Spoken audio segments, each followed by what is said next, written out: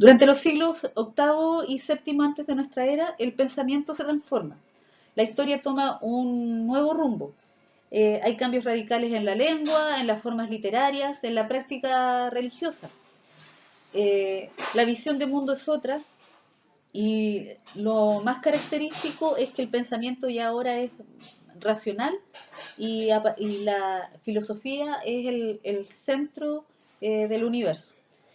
Eh, Alejandría, que es una gran metrópolis del Mediterráneo oriental, se funda en el año 331 antes de nuestra era por Alejandro Magno, que es un monarca macedónico que extendió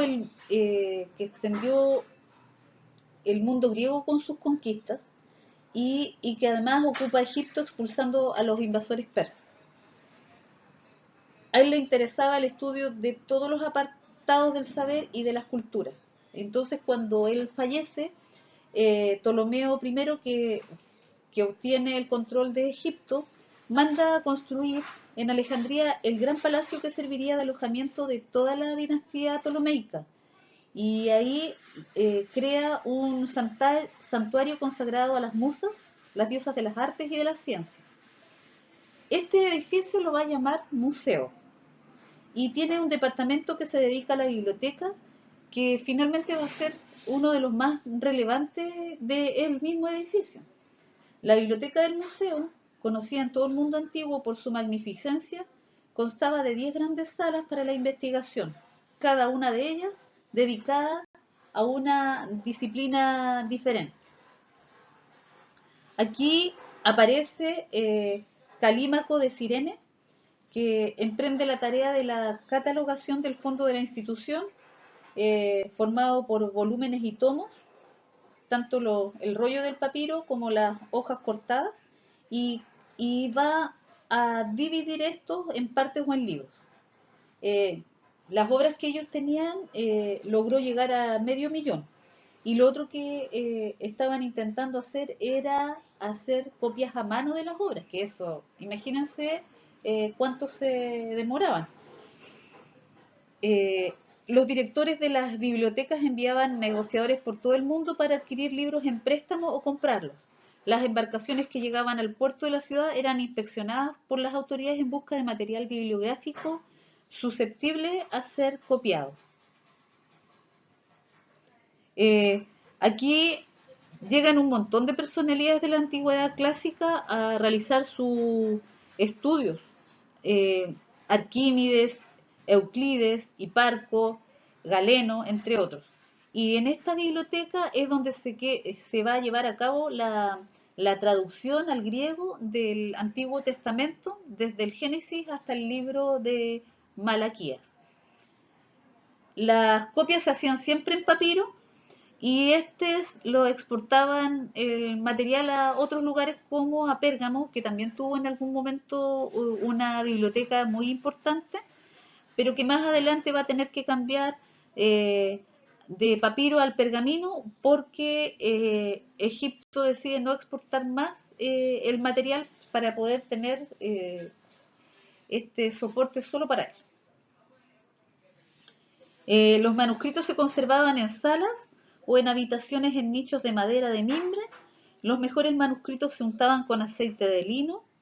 Eh, Eran reconocibles por el sílabos, al que los romanos llamaron index, una especie de etiqueta en la que se escribía el título, que eran las primeras palabras de la obra, y el receptáculo de madera donde se conservaban los rollos era llamado por los griegos biblioteque, palabra que va a tener una gran relevancia en el significado de la colección de los libros. Con el paso de los años, ahora Ptolomeo III decide ampliar la biblioteca construyendo un templo, el Serapeo, dedicado al dios Serapis. Los sacerdotes del templo fueron los que se encargaron de custodiar la ingente cantidad de material bibliográfico que fue llegando a este edificio. Aquí lograron tener 200.000 volúmenes en la época de Ptolomeo I y 400.000 en la época de Ptolomeo II, 700.000 en el año 48 antes de nuestra era con Julio César y 900.000 cuando Marco Antonio ofrece 200.000 volúmenes a Cleopatra traídos desde la biblioteca de Pérgamo.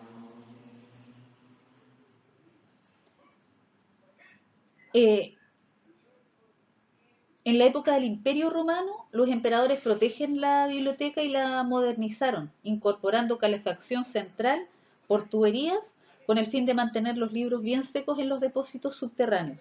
En el siglo III después de nuestra era, el emperador Diocleciano, que era muy supersticioso, ordenó la destrucción de todos los libros relacionados con la magia y la alquimia.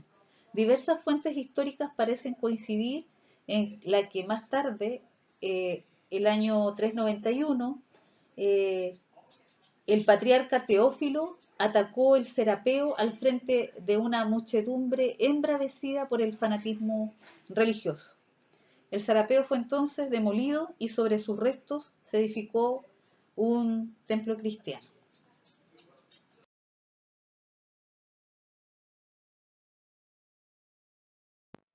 El sistema de escritura chino es mixto, ideogramas con elementos fonéticos, y tiene sus comienzos hacia el 3000 antes de nuestra era. El sentido de la escritura es de arriba hacia abajo, pero comenzando por la derecha.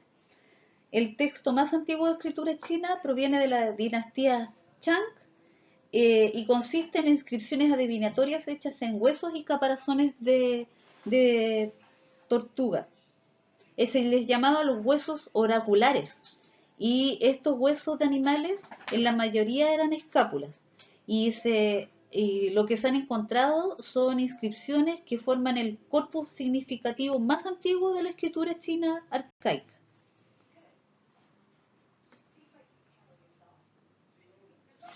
En el siglo VI antes de nuestra era, un discípulo de Confucio elaboró un sistema de clasificación con bases en áreas que consistía en clasificar materiales bibliográficos por temas generales, y dentro de estos temas los inferiores en orden numérico creciente.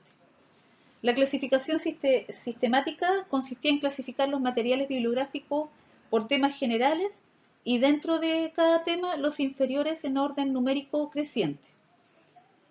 Los libros que se conocen son los de las mutaciones, el libro de las odas, el libro de la historia, de los rituales, el libro de la música y el libro de los anales de la primavera y otoño. Estos 6 libros son considerados como una organización sistemática del conocimiento en aquel periodo, ordenando conceptos que aparecen sistemáticamente conformados en una estructura que es jerárquica.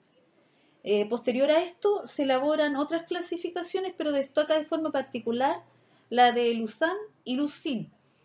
Sin embargo, la clasificación de la antigua China que cobra mayor importancia fue la elaborada por el bibliotecario de la Biblioteca Imperial Tsinxu, que organiza los fondos bibliográficos a través de un sistema de clasificación basado en 4 grandes grupos, que gozó de gran influencia y adoptada por las bibliografías oficiales.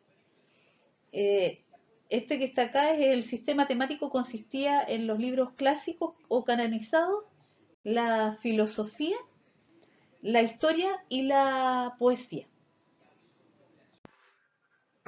A pesar de que el pensamiento de la antigüedad se origina en Oriente y este incide en la cultura occidental, la concepción y sistematización del saber emana del pensamiento de Grecia, y de una Grecia clásica. Entonces, esta va a determinar principalmente los sistemas de las ciencias occidentales. Respecto a la clasificación filosófica en Grecia antigua, se observa que en las doctrinas de los filósofos griegos se encuentra el embrión de la concepción del mundo posterior y el principio de la clasificación de los conocimientos. También está como la coordinación de las ciencias.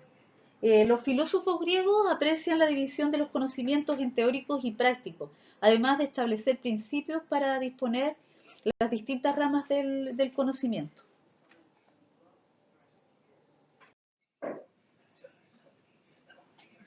Platón expresa diversas concepciones de la clasificación del conocimiento a través de sus diálogos.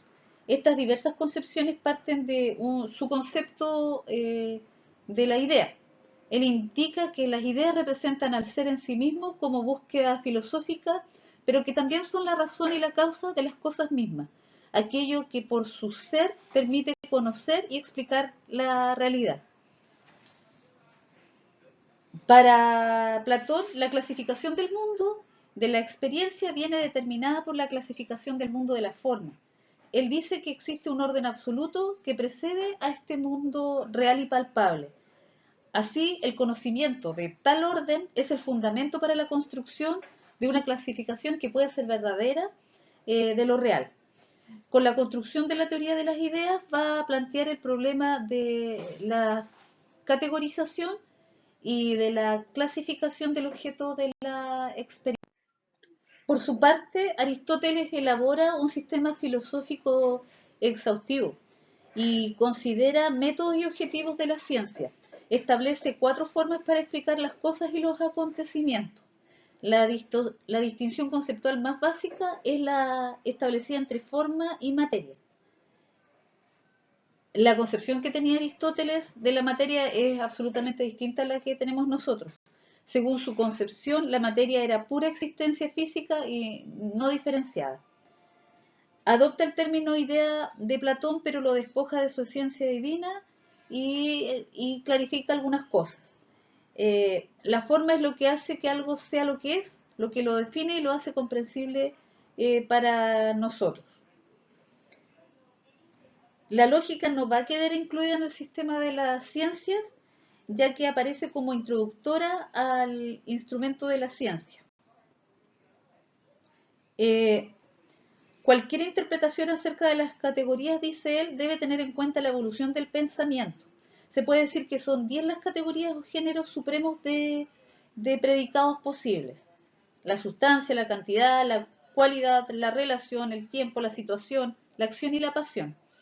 La teoría aristotélica, desde su principio de interpretación lógica de la realidad, conforma una categorización de las cosas, a partir de la cual se puede formular un cuadro de conocimiento.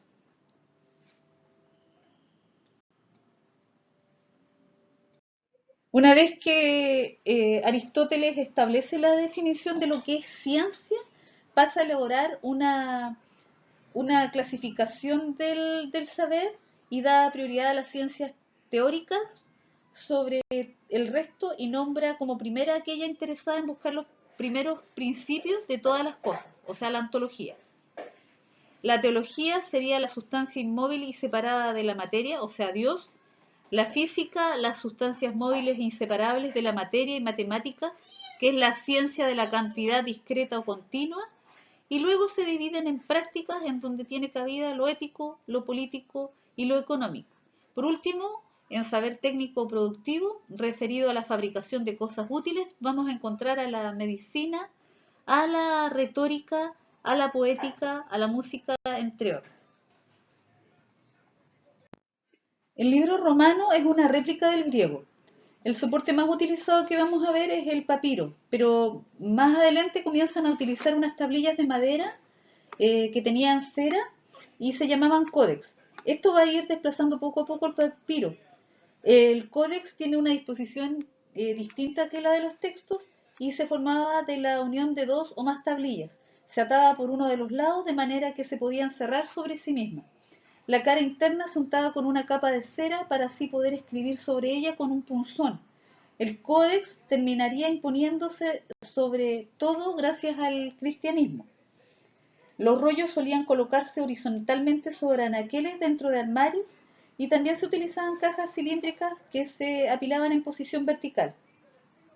Los rollos tenían una etiqueta llamada titulus que servía para identificar la obra y para que quede a la vista, y las bibliotecas ordenaban los rollos según el idioma de los escritos, si era griego o latín, creando así 2 secciones principales.